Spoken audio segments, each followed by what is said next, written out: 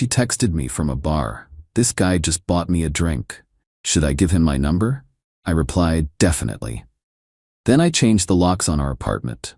Her drunk calls from the sidewalk at 3 a.m. went straight to voicemail.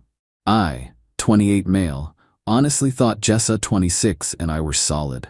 3 years together, living in my apartment for the last 18 months. Sure, things had gotten comfortable, maybe too comfortable, but I never saw this coming. Last Friday night was supposed to be girls' night. Her friend Cora was going through a breakup, needed support, totally understood. I stayed home, ordered pizza, caught up on shows. Normal Friday when your girlfriend has plans. Then at 11:23 p.m., I get this text. Jessa, OMG, this guy at the bar is so hot and he just bought me a drink. Should I give him my number? Lol. I stared at my phone.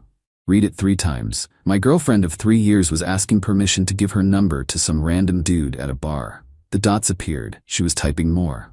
Jessa, he's like a lawyer or something. Drives a Tesla. Cora says I should talk to him more. Me, after about 30 seconds. Definitely. Wait, really? Yeah. Go for it. The best babe. Love him.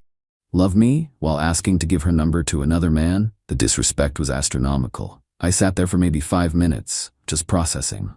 Then something shifted. Clarity. If she thought this was acceptable, we were done.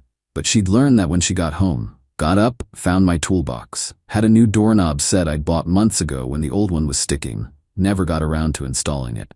Well, tonight seemed perfect. Took me about an hour to change both locks. Watched a YouTube tutorial twice to make sure I did it right. By 12:45 a.m., done. Her tea was now useless. Went through the apartment. Her stuff was everywhere. Clothes, makeup, that collection of succulents she insisted on buying but never watered. Didn't touch any of it yet. Just wanted to secure my space first. Grabbed a beer, sat back down. Phone buzzed. Jessa. Heading to after party. Might be late, don't wait up. Didn't reply. Let her have her fun with Tesla guy.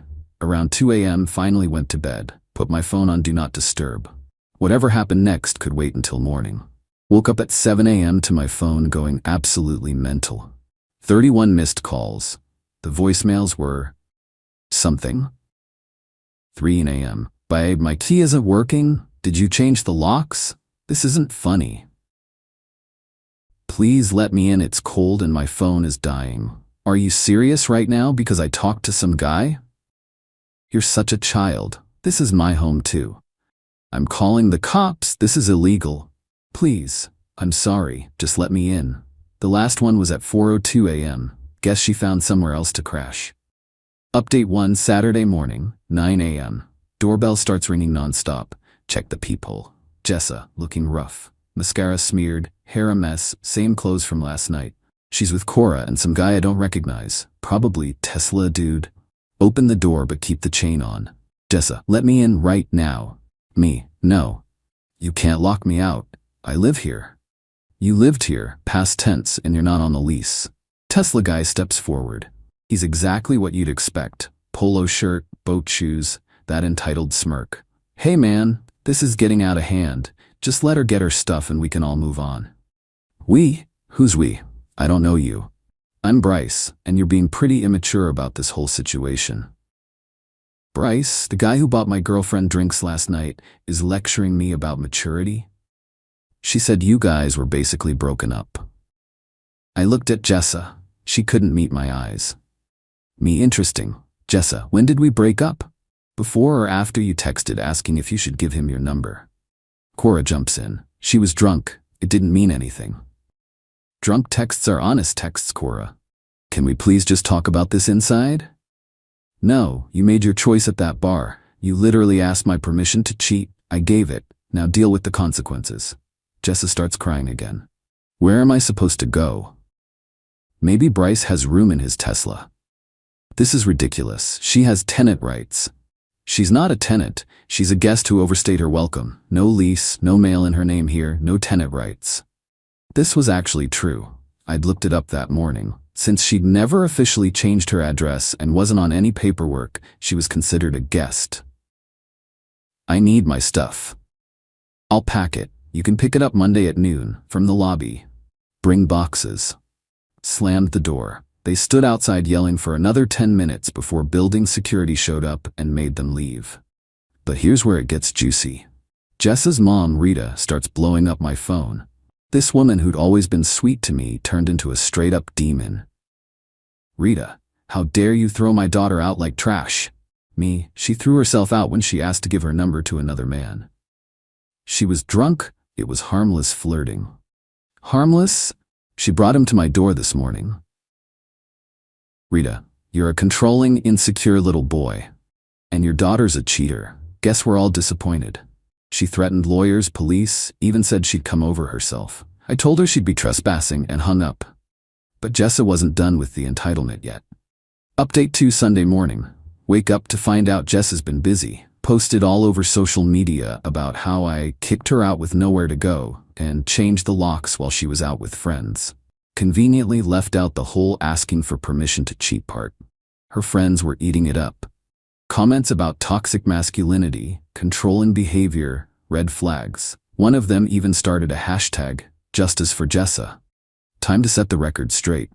Posted a single screenshot. Her text asking if she should give Bryce her number, with my definitely response. Caption, when your girlfriend asks permission to cheat, believe them the first time. The comment section exploded. Suddenly her supporters got real quiet. Some started deleting their comments. Beautiful. But Jessa doubled down. Posted that I manipulated the situation and took things out of context. Said I was emotionally abusive and had isolated her from friends. That's when her coworker Destiny reached out to me privately. Destiny, hey, just thought you should know. Jessa's been talking about Bryce for weeks. They've been flirting at our gym. She called him her backup plan at last week's happy hour. Weeks. This wasn't a drunk mistake. This was calculated. Destiny sent screenshots of their group chat. Jessa discussing how Bryce was marriage material, while I was just comfortable for now. How she was waiting for the right moment to make her move. One message stood out. I'll test the waters this weekend. If me gets mad, I'll play victim. If he doesn't care, I know it's over.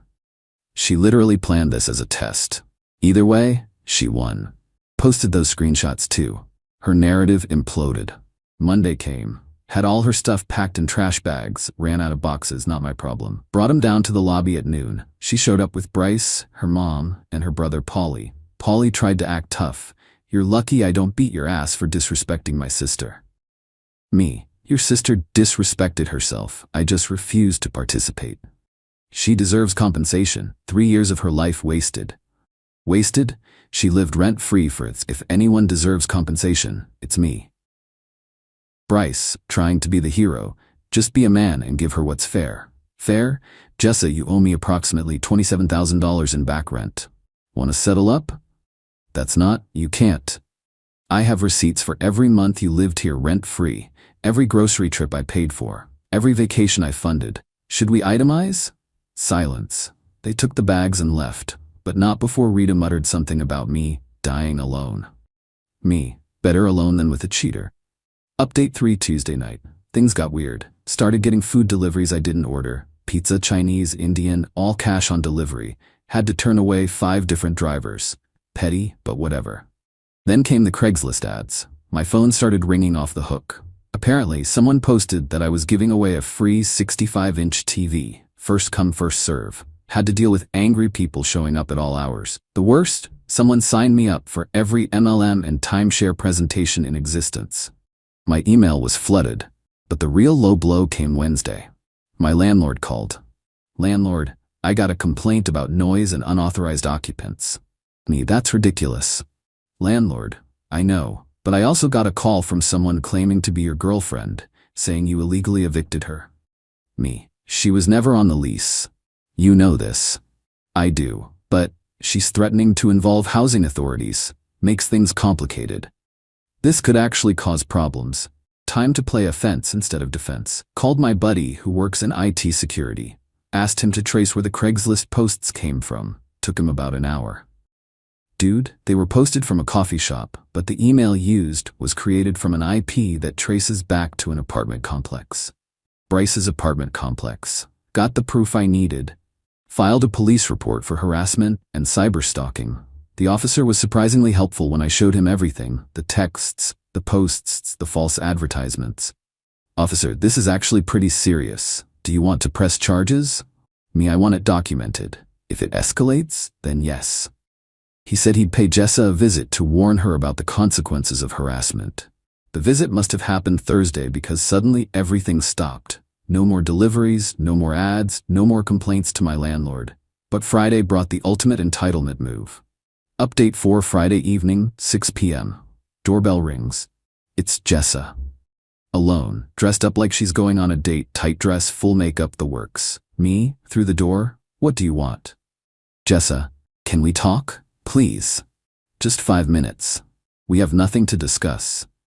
I made a mistake. Bryce isn't who I thought he was. Of course, Tesla Boy showed his true colors. Not my problem. Please, he's been talking to other girls. The whole time, he was just using me. The irony was delicious. So you're upset that the guy you tried to cheat with was cheating?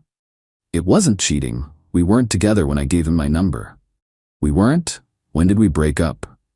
Jessa, when you said definitely, that was you ending things. No, that was me giving you exactly what you asked for. You wanted his number? You got it. You wanted him? You got him. Now you deal with him. She started crying. But these weren't sad tears. These were angry, frustrated tears. You knew I was drunk. You should have stopped me. You're an adult. Your choices are your own. I gave you 3 years. Me, and threw them away for a Tesla ride. She tried another angle. Cora said you'd take me back, that you're just hurt and need time. Cora's wrong. I'll do anything. Therapy, whatever you want. What I want is for you to leave. Then she played her final card. I'm pregnant. I laughed. Actually laughed. Me, no, you're not. How would you know? Because you had your period 2 weeks ago. You complained about cramps for 3 days. Unless Bryce has super sperm, you're lying. Her face went red. Caught. Fine, but I could have been. Me, with whose baby? Mine or Bryce's? Because if you're trying to baby trap someone, pick one guy and stick with it. She stood there for a moment, then her mask completely dropped. You know what? Screw you. You were never good enough anyway. Small apartment, basic job, no ambition. Bryce showed me what I was missing. Then go be with Bryce. I can't.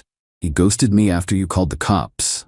There it was. The real reason she was here. Not love, not regret, just nowhere else to go. Me, sounds like a you problem. Goodbye, Jessa. She screamed something about me being pathetic before storming off. Final update. It's been a month now. Here's where everyone ended up. Jessa moved back in with her parents. Rita called me last week, apologizing. Apparently, Jessa pulled the same, I'm talking to another guy stunt on Bryce, and he dumped her immediately. Rita finally saw the pattern. Rita. I'm sorry for what I said. She's been doing this since high school, always keeping one foot out the door. Didn't make me feel better, but at least someone finally held her accountable. Bryce? Posted on Instagram 2 weeks later with a different girl. Captioned it, upgrade complete. Jessa commented a bunch of angry emojis before he blocked her. She went nuclear on social media about narcissistic men, but everyone had already seen the screenshots. No sympathy left. Cora actually reached out to apologize. Said she didn't know about Jessa's backup plan scheme. We're not friends, but she was decent about it. Destiny from Jessa's work? We grabbed coffee to laugh about the drama. Turns out Jessa had been banned from their gym for harassing Bryce's new girlfriend. She also got written up at work for spending too much time on personal calls, crying to anyone who'd listen. The best part? Last week I got a text from an unknown number. Hey, this is Amy. I matched with Bryce on an app and he mentioned you. Said you saved him from a crazy ex? Want to grab a beer and share war stories? Turns out Amy dated Jessa's ex from college. Small world. Jessa had pulled the same, this guy is texting me, what should I do game with him too. It's literally her move. As for me, apartment's never been more peaceful. Started dating someone new, Teresa from my running club. Told her the whole story on our 3rd date.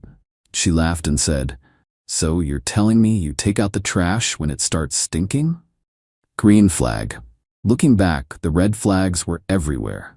The way she'd always mention other guys' accomplishments.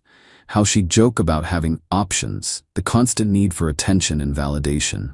The text wasn't a drunk mistake. It was a manipulation tactic that finally backfired. She expected me to fight for her, to beg, to prove my worth against Bryce. Instead, I just agreed and let her have exactly what she claimed to want. Sometimes the best revenge isn't elaborate. It's just letting people have exactly what they think they want, then watching them realize what they lost. Jessa wanted Tesla guy, she got him. For about 2 weeks. Now she's got neither of us, living at home at 26, banned from a gym, and becoming a cautionary tale in her own friend group. Me? I've got peace, self-respect, and a girlfriend who thinks asking permission to cheat is the dumbest thing she's ever heard. Win-win. Oh, and yes, changing the locks while she was out was 100% legal. Checked with a lawyer friend afterward. Since she wasn't on the lease, received no mail there, and had no formal rental agreement, she was legally a guest. Hotels can lock out guests, and so could I. To anyone reading this, if your partner tests you by threatening other options, let them go. They're showing you who they are. Believe them. Edit. For everyone asking, no, I don't regret it. The only thing I regret is not seeing it sooner. When someone shows you they have one foot out the door, don't beg them to stay. Open the door wider and lock it behind them.